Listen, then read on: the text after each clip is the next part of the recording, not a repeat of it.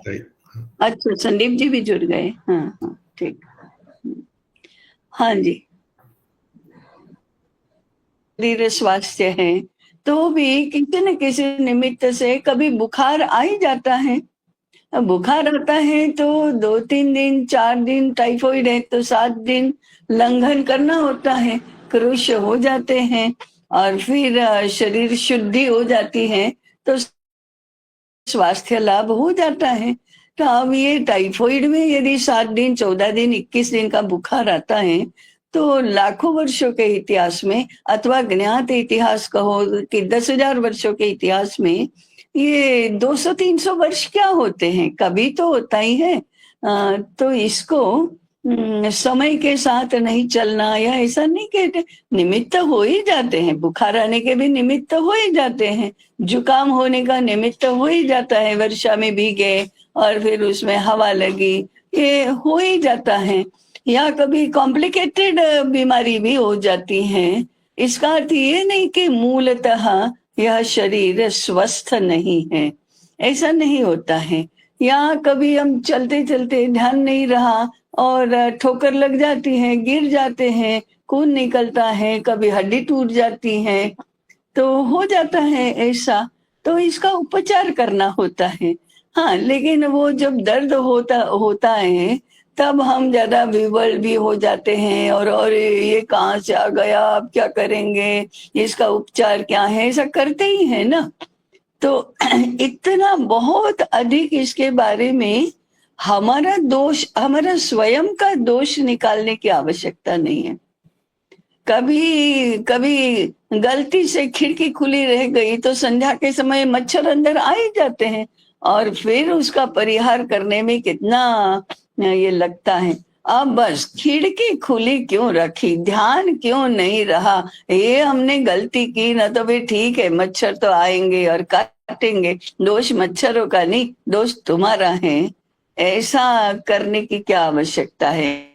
हाँ, है ना, खिड़की खुली रह गई तो ऐसे ही हम हमारा कभी थोड़ा बेध्यान हो गया होगा, आत्मविस्मृति हो गई, कभी हमने ही झगड़ा कर लिया, कभी हमने अखाज खा लिया, तो आ गए मुगल, आ गए ब्रिटिश आ गए, उसके भी पहले 2000 वर्ष पूर्व शक आए थे, हूण आए थे, तो हमने उनको परास्त कर दिया और फिर से हम जैसे थे वैसे हो गए। तो हम, ऐसा तो हो ही जाता है। ऐसा इसको लेना चाहिए कि इतिहास में इतने लाखों वर्षों में या हजारों वर्षों में, 200-400 वर्ष में ऐसा अप्स एंड डाउन हो जाते हैं। ऐसा ही हो गया, कभी भूल जाते हैं, तो प्रमाद हो गया, ऐसा भी कह सकते हैं। प्रमाद हो गया तो हम गलती सुधार देंगे, आत्मविस्मृत हो गए थे अब स्मरण करेंगे। ऐसे प्रजाओं के इतिहास में, राष्ट्रों के इतिहास में और दीर्घ काल के इतिहास के परिप्रेक्ष्य में हमें इस समयावधि को, इस पीरियड को ऐसे देखना चाहिए। हो गए ना। हाँ, हमारे श्रेष्ठ बुद्धिमान लोग भी कभी बुद्धि विभ्रम के शिकार हो गए, ऐसा तो हुआ। तो बात तो ठीक है कि हमने सावधानी नहीं रखी तो हमला हो गया और फिर जरा ज्यादा ही लंबा चलने वाला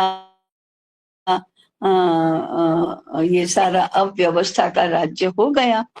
ऐसे मैं इसे ऐसे देखती हूँ, घटनाएं तो वही की वही हैं, परंतु उसकी जो हम मैं एक मुद्दा हमेशा ये रहता है कि ऐसा क्या था कि हम लोग इतने अच्छे थे तो इतना इतने आक्रांत हो गए। तो हमारा दोष दिखने की, ये आत्मग्लानि जो होती है ना, उसमें से ये हमारा ही दोष देखने की जो एक दृष्टि विकसित होती है, उसको स्वस्थता से देखना चाहिए। दोष दोष रहे ही होंगे, ऐसे ही दोष जो हमने वर्षा में भीगना और फिर हवा लगना, इसमें से हम अपने आप को नहीं बचा सके। तो ऐसा ऐसा होता है। तो प्रमाद हो गया, आलस्य है, तमोगुण छा जाना, तो प्रजाओं पर भी छा जाता है, राष्ट्रों पर भी छा जाता है, और वातावरण में भी छा जाता है। तो ऐसा तमोगुण का प्रभाव रहा होगा उस समय, जो विविध रूप से दिखाई दिया कि ज्ञानियों ने भी अपने ज्ञान को एक तरफ करके, बुद्धि को एक तरफ करके शरणागति स्वीकार कर ली, या अरे वाह ये तो आधुनिकता है, या फिर ब्रिटिशों ने जो अत्याचार किए उससे हम इतने दब गए कि होश नहीं रहे। ऐसा कुछ काल के लिए हुआ, परंतु भारत के इतिहास में इससे भी बहुत बड़े बड़े युद्ध, बड़े बड़े बड़ा अराजक पहले भी हुआ है। फिर वेद काल में महाभारत से भी भीषण युद्ध हुआ है, रामायण काल में ऐसा ही हुआ है, आतंक बढ़ गया था। ऐसे कैसे सीता को कैसे उठा कर ले गया रावण, ऐसा पूछने से क्या पूछने में क्या स्वारस्य है। परंतु लोग ऐसा प्रश्न हमेशा पूछते भी हैं, और बहुत लोगों के पास इसका कोई उत्तर नहीं होता है। ये हकीकत है। हमको भी बहुत बार ऐसे ऐसा प्रश्न हमारा बौद्धिक होता है तब, या कोई गोष्ठी में हम विषय प्रस्तुत करते होते हैं तब, या ऐसे बैठे हैं चाय पीने के लिए, उस समय भी ये प्रश्न तो पूछा ही जाता है। कभी प्रामाणिकता से ही पूछा जाता है, समझने के लिए। ये ऐसा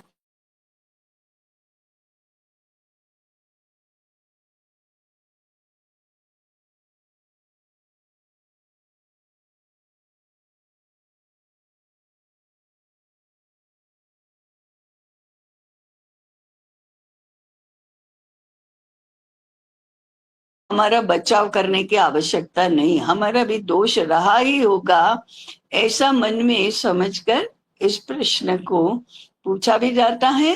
और उत्तर देते समय भी हम इतने डिफेंसिव हो जाते हैं कि इसके ऊपर किसी का भरोसा भी नहीं होता है। जी। हाँ, उसको ये बात भी है कि हम लोगों को हमसे अलग, माने दुष्ट कोई हो सकता है, इतना दुष्ट हो सकता है, इसकी कल्पना भी नहीं आई। तो हमने तो मैत्री और उदारता और अन्य संप्रदायों के प्रति भी समभाव ऐसा बहुत बार किया। तो ये भी बुद्धि का ही ये है कि हमने देखा नहीं, और उनको भी इतने ये दुष्ट हो सकते हैं ऐसी कल्पना नहीं की, ये भी है। परंतु ये भी थोड़ा प्रमाद ही है, नहीं तो दिखना तो चाहिए ही, क्योंकि दक्ष रहना, सावध रहना ये भी आवश्यक होता ही है। कितने ही हम अच्छे हो, कितने बुद्धिमान हो, तो भी होता है। सही। ये सद्गुण विकृति तो बहुत बाद में इसका वर्णन करने के लिए बताया है। जैसे हमारे लोगों ने ईसाइयों को चर्च बनाने के लिए भूमि दी, मस्जिद बनाने के लिए भूमि दी, सहायता दी, ऐसा तो किया, लेकिन बाद में नियंत्रण रखने की कुवत नहीं रही। सकता है, हो सकता है। परंतु इनके पास कोई संस्कृति थी, ऐसा कहना तो थोड़ा उनके प्रति और ज्यादा उदार होने की बात है। संप्रदाय का जुनून सबसे बड़ा था, और उसके साथ आधिपत्य ये भी जुड़ा हुआ है, और उसके पीछे धन की लालसा, समृद्धि जो थी उसकी लालसा, ये भी जुड़ा है। इसलिए इस्लाम तो बेसिकली पॉलिटिकल इस्लाम ही है, कि संप्रदाय माने धर्मांतरण, और फिर राजकीय आधिपत्य, और उन दोनों की सहायता से समृद्धि की लूट, ये तीनों बातें एक साथ जाती हैं। शुरू होता है संप्रदाय से और फिर वो परिणत होता है, आगे बढ़ता है इससे। ईसाइयों का मूल था वो पहले माने तीनों ही थे उनके, परंतु अगर तीन में से एक ही कुछ मिलता है तो वो धन लेंगे, वो पैसा चाहिए उनको, उनको समृद्धि चाहिए माने धन चाहिए पहला। दूसरा, फिर अगर दोनों ही हैं तो धर्मांतरण और सत्ता आधिपत्य दोनों चाहिए, परंतु दो में से एक ही मिलने वाला है तो आधिपत्य चाहिए और फिर धर्मांतरण चाहिए। तो पैसा मूल में है इनका, धर्मांतरण मूल में है, संप्रदाय मूल में है, इतना ही अंतर है, बाकी दोनों ही अब्राहमिक हैं। दर्शन नाम की कोई चीज इस्लाम के पास नहीं है। दर्शन नाम की थोड़ी बहुत चीज ईसाइयों के पास है। बाइबल में सृष्टि की उत्पत्ति कैसे हुई और फिर धर्म की अधिसत्ता और फिर उसके सामने प्रोटेस्ट होना, प्रोटेस्टेंटिज्म भी ईसाइयत में ही है, उसी में से वोकिज्म निर्माण होना, ये सारी बातें इस्लाम और ईसाइयत में थोड़ी अलग दिखाई दे रही हैं। वोकिज्म और इस्लाम का कोई स्नान सूतक का संबंध नहीं है। इस्लाम को कुछ संस्कृति सभ्यता इसके साथ कोई संबंध नहीं। बाकी दोनों का परिणाम एक जैसा रहा, परंतु परिणाम हमारी तरफ से देखें तो हमने मुसलमानों को कभी भी सभ्यता की दृष्टि से या संस्कृति की दृष्टि से हमसे श्रेष्ठ माना नहीं। हमने न उनका खान पान, न उनकी शिष्टाचार की पद्धति, न उनकी वेशभूषा, न उनकी घर की व्यवस्था, कुछ भी अपनाया नहीं, कभी भी नहीं अपनाया। उनके जैसी सभ्यता हमसे श्रेष्ठ है, आधुनिक है, इसलिए उसको अपनाओ, ऐसा कभी किसी के मन में विचार ही नहीं आया। म्लेच्छ तो कहते ही रहे हम, परंतु ब्रिटिशों का ऐसा नहीं रहा। हमने उनको श्रेष्ठ माना और उसकी सभ्यता का भी स्वीकार कर लिया, सभ्यता के पीछे उनकी जीवन दृष्टि का भी स्वीकार कर लिया। माने आचार विचार के स्तर पर और व्यवस्थाओं के स्तर पर हमने उनका स्वीकार कर लिया, आज भी उससे मुक्त नहीं हो रहे हैं। इतना दोनों के प्रभाव में अंतर है। भले ही मुगलों के जनान खाने में गए, सब कुछ हुआ, फिर भी हमने उनको अपने से श्रेष्ठ सभ्यता है ऐसा कभी नहीं माना, आज भी नहीं मान रहे हैं। यूरोप और अमेरिका का ऐसा नहीं, हमने उनकी सभ्यता को मान लिया हमसे श्रेष्ठ। जी।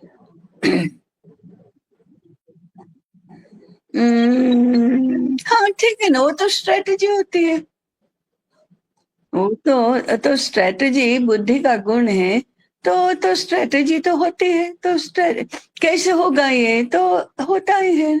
व्यापारी लोग भी कहाँ अपना माल ज्यादा बिकेगा और कौन सी एडवर्टाइजमेंट से कौन से सेक्टर को हम सम्मोहित करेंगे, इतना तो होता ही है। और मुसलमानों के को इसकी जरूरत ही नहीं थी, उनके पास तलवार थी, वही उनके लिए पर्याप्त थी।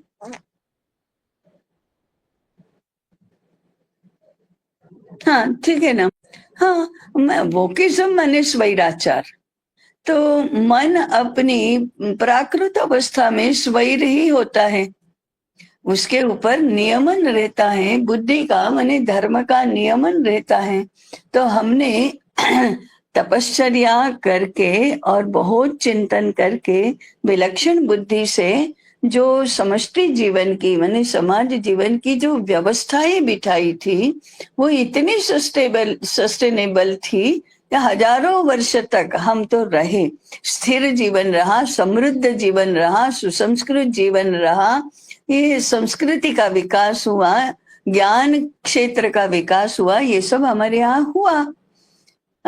तो उसके पीछे भी बुद्धि थी कि धर्म को नियामक मानेंगे तो सुसंस्कृत भी होंगे, समृद्ध भी होंगे, चिरंजीवी भी बनेंगे। ये देखा, इसलिए हमारा समाज इस प्रकार से विकसित हुआ। जब उन्होंने भौतिक समृद्धि को ही लक्ष्य माना और उसको प्राप्त करने के लिए दोनों ही, तलवार भी चलेगी और बुद्धि भी चलेगी, माने स्ट्रेटेजी भी चलेगी, कूटनीति भी चलेगी, ये दोनों ही बातों को हथियार के रूप में लिया और फिर ईसाई मत का प्रचार करके धर्मांतरण करना, इसको भी एक साधन के रूप में माना। तो वह धर्म प्रधान नहीं है, धर्म के नियंत्रण में रहने वाली नहीं है, धर्म को साधन मानने वाली है। इतना अंतर तो दोनों में, ये तो बेसिक अंतर है, धर्म प्रधान और अर्थ प्रधान। उनको काम प्रधान भी नहीं कहेंगे हम, काम प्रधान तो होता ही है, अर्थ के पीछे काम की प्रेरणा ही होती है, तो भी वह अर्थ प्रधान है। और हमारी जीवन रचना धर्म प्रधान है। और मुसलमानों के बारे में या इस्लाम के बारे में तो हम कुछ उसका वर्णन ही लॉजिकली नहीं कर सकते।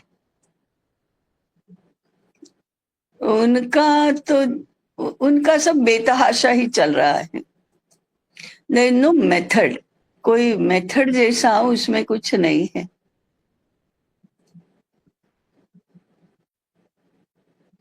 मैंने भर्तृहरि ने कहा है एक मुक्तक में कि भिन्न भिन्न प्रकार के लोग होते हैं, उसमें एक एते सत्पुरुषाः, सत्पुरुष सज्जन लोग कौन होते हैं? एते सत्पुरुषा परार्थ घटका स्वार्था विरोधेने, अपने स्वार्थ का विचार नहीं करते, दूसरों के लिए ही, दूसरों के भले के लिए ही जो जीते हैं वो तो सत्पुरुष है। सामान्यास्तु परार्थ मुद्यम भृता स्वार्था विरोधेने, अपने स्वार्थ का तो ध्यान रखेंगे, उसके विरोध में नहीं जाएंगे, उसको छोड़कर दूसरों का भला नहीं करेंगे, लेकिन अपने स्वार्थ की हानि नहीं होती है तो दूसरों का भी भला करेंगे, ये सामान्य लोग होते हैं। तेमी मानुष राक्षसा परहितम स्वार्थाय निघ्नन्ति, अपने स्वार्थ के लिए दूसरों के हित की हानि करने वाले तो मनुष्य रूपी राक्षस हैं। परंतु ये निघ्नन्ति निरर्थकम परहितम, कोई अर्थ नहीं, कोई स्वार्थ भी नहीं सिद्ध होने वाला, तो भी दूसरों का कल्याण ही करते हैं, दूसरों के हित की हानि ही करते हैं। ते के न जाने महे, उनको क्या कहना, हमें शब्द नहीं